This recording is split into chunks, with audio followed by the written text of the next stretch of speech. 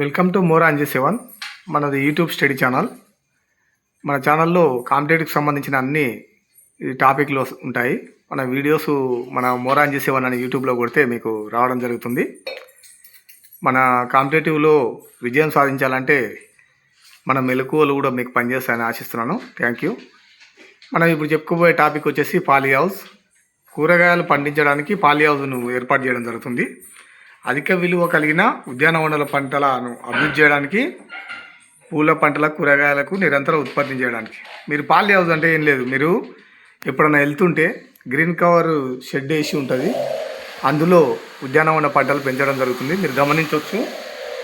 అయితే దీనివల్ల ఏమవుతుందంటే మనం కీటకాల నుంచి రక్షించుకోవడానికి, ఎండ తీవ్రత నుంచి రక్షించుకోవడానికి మెయిన్గా ఉపయోగపడుతుంది.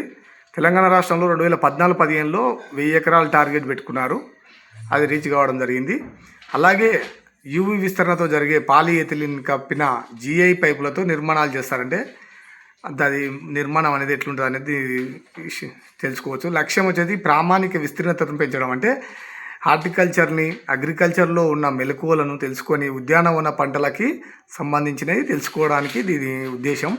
అధిక ఉత్పాదక కలిగిన ఉద్యానవన పూల తోటలు పెంచడం, గ్రామీణ ప్రాంతాల్లో జీవనోపాధి కల్పించడం. ఇది కూడా ఇప్పుడు హైదరాబాద్కు విపణికి కూరగాయలు సరఫరా చేయడానికి ప్రధానంగా ఇరుగుపొరుగు జిల్లాల నుంచి మామ్నారు, మేదక్, రంగారెడ్డిలో మన ఊరు మన కూరగాయల కార్యక్రమం కూడా ప్రవేశపెట్టారు. అప్పట్లో అది మెదక్లో ప్రారంభించడం జరిగింది. కూరగాయల విపణి అనుసంధానాన్ని సృష్టించడానికి, కూరగాయల విలువను శ్రేష్టం చేయడానికి ఇది వెజిటబుల్ ఇనిషియేటివ్ సంబంధించిన పథకం ఇది.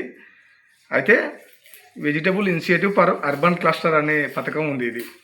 దీనిలోని ప్రధానమైన కార్యక్రమాలు సంకర కూరగాయల విత్తనాల సరఫరా, శాశ్వతమైన కాలువల నిర్మాణం, ట్రెల్లీలు, ఛాయా ఆవాసాలు, వసూళ్ల కేంద్రాలకు ఏర్పాటుకు సంబంధించినది ఇందులో ఉంటుంది.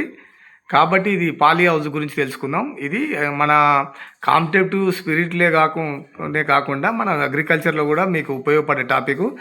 మనకు దీని గురించి కూడా క్వశ్చన్ రావడం జరుగుతుంది గ్రూప్స్లలో కానీ, కానిస్టేబుల్, ఎస్ఐ, ఇతర పరీక్షల్లో కూడా రావడం జరుగుతుంది. ఎందుకంటే సాధారణంగా గ్రామీణ ప్రాంత విద్యార్థులు, పట్టణ ప్రాంతాలైనా దీని గురించి అవగాహన ఉండాలి. వ్యవసాయం ప్రధానమైన సెక్టార్లో మనం వర్క్ చేయాల్సి ఉంటుంది అధికారులు కాబట్టి, మనం ఏ అధికారి అయినా అగ్రికల్చర్తో మిళితమై ఉంటుంది.